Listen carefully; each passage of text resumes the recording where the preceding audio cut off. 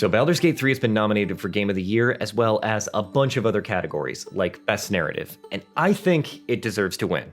I know, big shot coming from me, but I do have a reason. I've played it so much since release that it's made me rethink how video games tell their stories.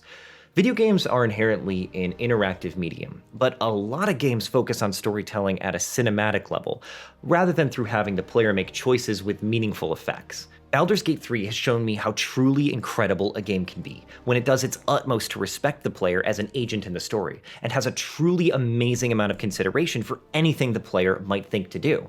But having played through this truly high benchmark of game design, it's also highlighted for me the limits of what video games can feasibly accomplish with their storytelling. No matter what choices you make throughout the game, the story will never not be about fighting a Mind Flayer cult. And that's not a bad thing, that's just a reality. A game is limited by the fact that it's made ahead of time, and not generated in real time by a human storyteller or dungeon master. The best a video game can do is make sure that your experience in the game is filled with meaningful, satisfying choices. But what makes a satisfying choice in a video game?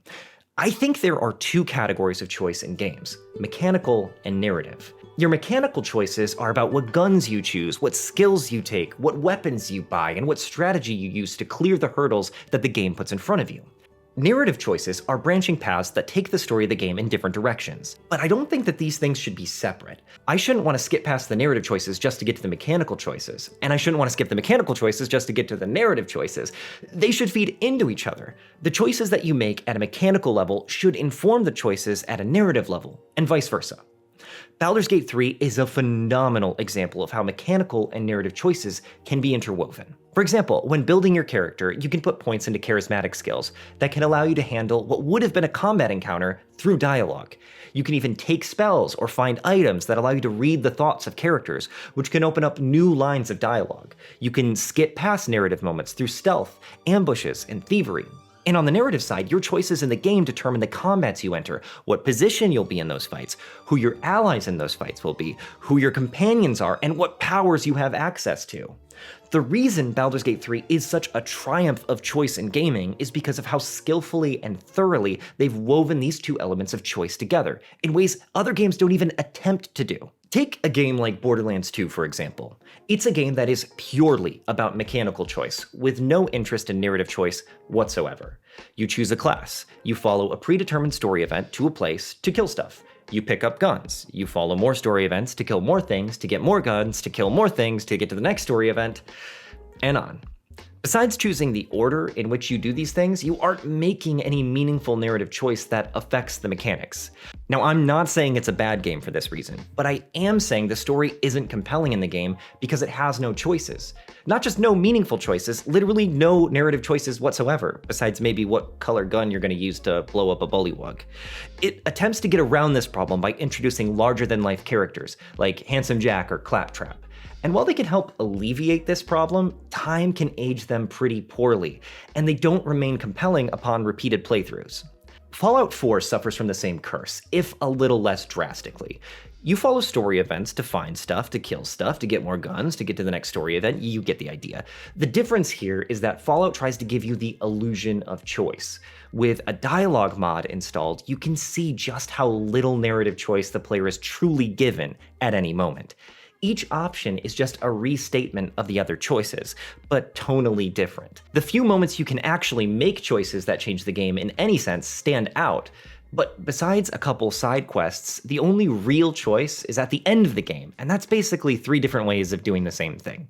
So what other games do a good job of mixing narrative and mechanical gameplay? I'm gonna list a few, but if you know of any more, I'd love to hear about them in the comments. So here's the ones that I'm thinking of that do it exceptionally well. Citizen Sleeper, Disco Elysium. I'd even throw XCOM 2 in there. XCOM 2 lets you customize your soldiers and have them fight battle after battle. Maybe in one battle, a soldier saves their comrade, and 3 battles later, that comrade sacrifices themselves to save the person who saved them. You didn't have to make that choice, but you did because it felt right for the story of the game you were playing. Now, while the overarching story of XCOM 2 doesn't change much based on narrative choice, the actual core gameplay loop really has an interesting blend of narrative and mechanical gameplay. But what XCOM 2 does well, it does well in the same way that games in the simulation genre do. Games like The Sims, City Skylines, Mountain Blade, Crusader Kings, Stellaris. The reason these ones succeed in that arena is because they encourage the storytelling to occur within the player's own mind. One might say that's cheating, but I think they're just playing to the strengths of their genre. I think Baldur's Gate 3 has raised the bar for video games going forward, and not just in terms of delivering on sheer scope. It's shown us what the impact can be for a masterful blend of narrative and mechanical gameplay. And if you need proof of that, go to your Steam's friend list and see how many hours your friends have logged into this game.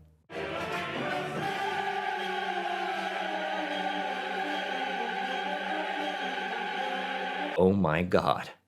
Thanks so much for watching, and special thanks to my patrons for helping support the content I'm bringing to you.